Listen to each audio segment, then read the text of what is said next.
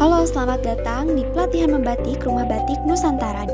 Dalam sesi pertama ini, kita akan mempelajari sejarah dan budaya batik, alat dan bahan membatik, serta teknik dasar membatik.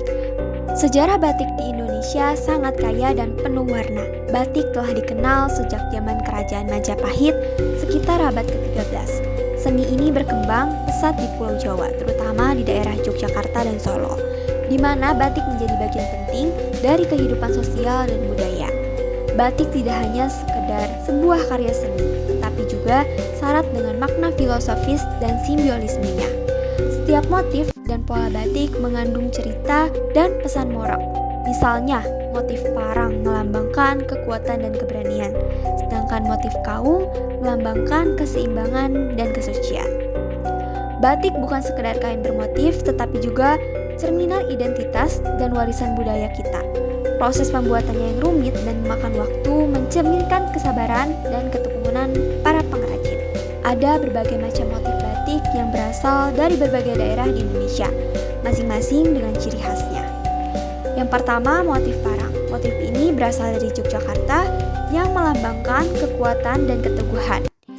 Selanjutnya, motif kaung. Motif kaung berasal dari Solo, melambangkan keseimbangan dan kesucian. Dan yang ketiga, motif Megamendung. Motif ini berasal dari Cirebon, yang melambangkan kesabaran dan ketenangan. Untuk membuat batik, kita membutuhkan beberapa alat dan bahan utama. Pertama, kita memiliki kain putih, biasanya katun atau sutra yang akan menjadi media kita. Yang kedua, kanting. Kanting adalah alat yang digunakan untuk mengaplikasikan lilin pada kain. Kanting ini memiliki berbagai jenis ukuran yang berbeda untuk detail yang berbeda. Yang ketiga, lilin malam. Lilin ini digunakan untuk membuat pola kain. Lilin malam ini harus dilelehkan dan dijaga pada suhu yang tepat agar mudah digunakan. Yang selanjutnya, pewarna batik. Pewarna ini alami atau sintesis digunakan untuk memberikan warna pada kain. Dan yang selanjutnya, wadah pewarna. Wadah pewarna ini digunakan untuk mencampur dan menyimpan pewarna.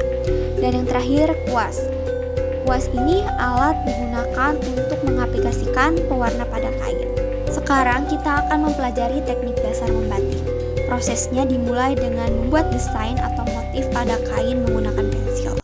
Setelah desain selesai, kita akan menggunakan kanting atau mengaplikasikan lilin malam pada garis-garis desain yang sudah dibuat tadi.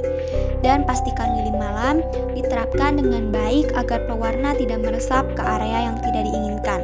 Setelah semua garis desain diisi dengan lilin, kain siap untuk masuk tahap proses pewarnaan. Kain dicelup ke dalam pewarna dan warna akan menutupi semua bagian yang tidak tertutup lilin. Proses ini bisa diulang beberapa kali dengan warna yang berbeda untuk hasil yang lebih kompleks. Setelah pewarnaan selesai, lilin malam dihapus dengan cara merebus kain. Hasil akhirnya adalah kain batik dengan pola dan warna yang indah. Itulah dasar-dasar dalam membuat batik. Dalam sesi berikutnya, kita akan mendalami lebih lanjut bagaimana membuat dan memproses membatik. Terima kasih telah mengikuti sesi ini dan sampai jumpa di sesi berikutnya. Selamat membatik!